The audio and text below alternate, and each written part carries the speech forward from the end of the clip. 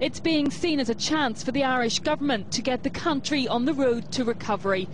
Ireland is in the red by €3.7 billion for the first 3 months of this year, 10 times the shortfall for the same period last year. The unemployment rate has hit 11% and the economy is predicted to shrink by up to 7% this year.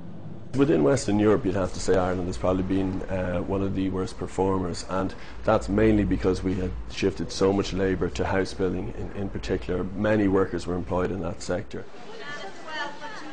The government's critics believe the main budget in October was a disaster.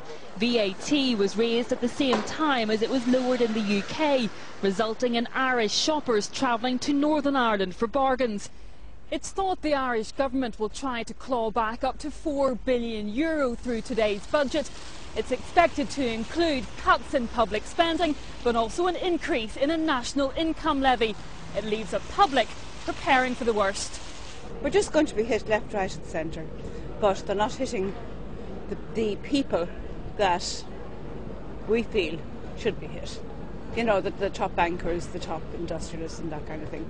There's an awful lot of rich people in this country not paying tax, or getting away with loopholes and stuff like that.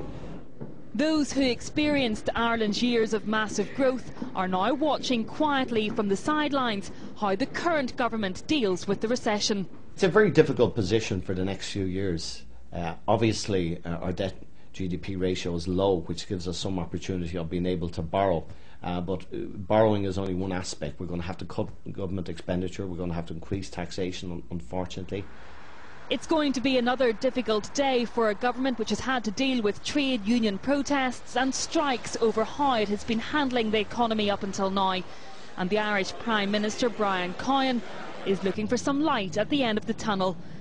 Vicky Hall. Europe, you'd have to say Ireland has probably been one of the worst performers, and that's mainly because we had shifted so much labour to house building in particular. Many workers were employed because we had shifted so much labour to house building in particular. Many workers were employed because we had shifted so much labour to house building in particular. Many workers were employed because we had shifted so much labour to house building in particular. Many workers were employed.